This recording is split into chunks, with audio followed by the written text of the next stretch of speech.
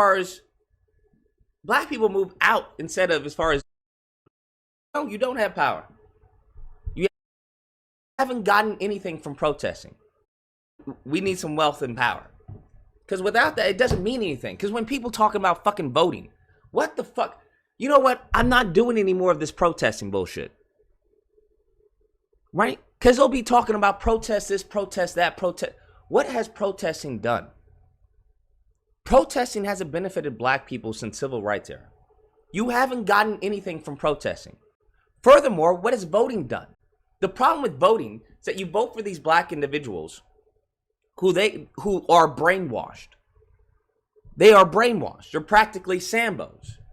You vote for these black politicians, and their concept of helping black people out is to get more white people. That's their concept. Well, if we had more white people in this neighborhood, well, that would build the neighborhood up. No, nigga, that would be gentrification. And you have to understand, they're more scary of fucking white people, the dominant society, than they are black people. Because they know the majority can fucking kick him out. And then he loses all his perceived power. But is it power, right? Is it really power? Do you really have power? I would argue no. I would argue no, you don't have power. You have no power. Absolutely none. Okay? Your power can be taken from you just like that. What power do you have? And that's why it's important to as far as understand as far as the power of the collective. If black people were to pool their resources together, although, Claude Anderson says right now we're a permanent underclass. Permanent underclass, that's painful, bruh. That's fucking painful. Because the whole concept is moving out of the hood. And they don't have that same, no other group of people have that same understanding. White people can believe whatever they want because they are the dominant society. They're the majority. But you see, as far as black people move out instead of as far as improve the hood. And it's crazy. Because I think I'm about to move. I'm about to move. Because they've made it seem as though, living around white people is a success. It's a benefit. Right? Hey, that means you've made it. That means you've made it. That means you're one successful. You're one of the good ones. And it's crazy how you've been conditioned since birth to understand this. Hey, where you are is bad. It's bad. It's not bad. That's what gentrification knows, right? That's the purpose of gentrification. They understand that there's nothing wrong with the territory. There's nothing wrong with the fucking property. Property is fucking property. Just like when white ignorants talk about guns, a gun is a gun. A gun in and of itself can't harm you. It depends who's holding it, right? Property is property. They understand, that's right by a fucking thrift store. It's right by a grocery store. It's right by a college. It's right by a library. Oh, that's real estate. Absolutely. So I think we need to reinvest. We need to reinvest in ourselves. I think that's what needs to happen. And he talks about, hey, when in Rome, do as Rome does, right? When in Rome, do as Rome does. We live under a capitalist society. And he talks about how black people don't own anything. 99% of black people work for a white person. I was like, what the fuck? 99% of black people work for a white person. Here's the thing. We have some coons. I won't say coons. Sambos. You have to understand, Sambos are different from coons. Many people have been misusing that word fucking Sambo and misusing that word coon for the longest. And that's unfortunate because now but that's just, it is what it is, bruh. It is what it is, but it's never too late to change it. So let's first off change it to subs. And if we still get some clown talk, we can correct it from there. But yeah, 99% of black people work for a white person. 99%. That's unfucking acceptable. That's unfucking acceptable.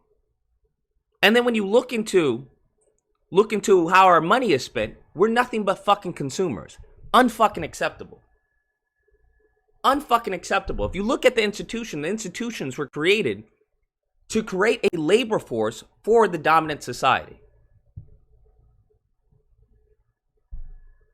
They were created to create a labor force for the dominant society. You're not taught how to create a business. You're taught how to get a job. That's what do they ask you? Hey, who do you want to work for? Where do you want to work? And it's very different from how many of these other institutions teach their kids. When it comes to Ivy Leagues and whatnot, they don't teach them that.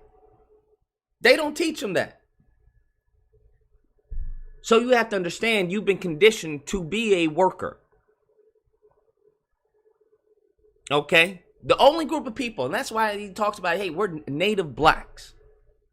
Native blacks. No other group of people have done what we have done. As far as black Americans. No one else. No one else. So when they talk about the Irish, when they talk about the Hispanic, the Mexican, when they talk about fucking, I don't know, the Asian. No. You're an immigrant. We're not immigrants. There's a difference. You chose to come over here. Okay? We did not. And in spite of that, in spite of the forced labor, right? And the stolen labor, because it was stolen. Even to this day, we have not been paid. We haven't been repaid for it. We haven't been repaid. They have paid everyone else. Look, and it's just like, you've done this for everyone else, despite black Americans. Everyone else.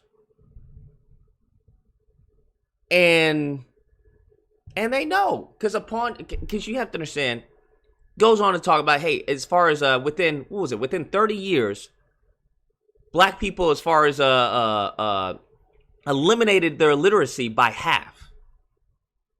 I believe it was in 30 years or less, actually, if I'm not mistaken.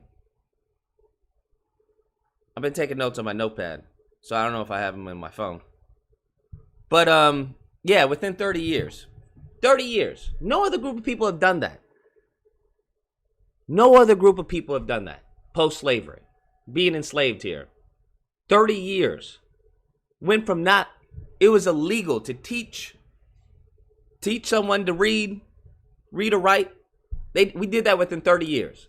So explain to me how the fucking schools right now, we have a literacy problem. Explain that one to me.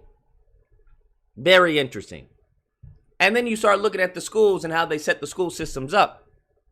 It's they put in these systems and these laws to the detriment of black people. And they've brought in other groups of people to further that detriment. To now try and shame black Americans. And this is what they've done since history, though. This is what they've done since the beginning of this country, the founding of this country. And it's just like, what? It's very interesting. The concept that there's a racist complex that dominates it. Nobody's saying as far as school in and of itself is racist. Nobody is saying that, Alexis.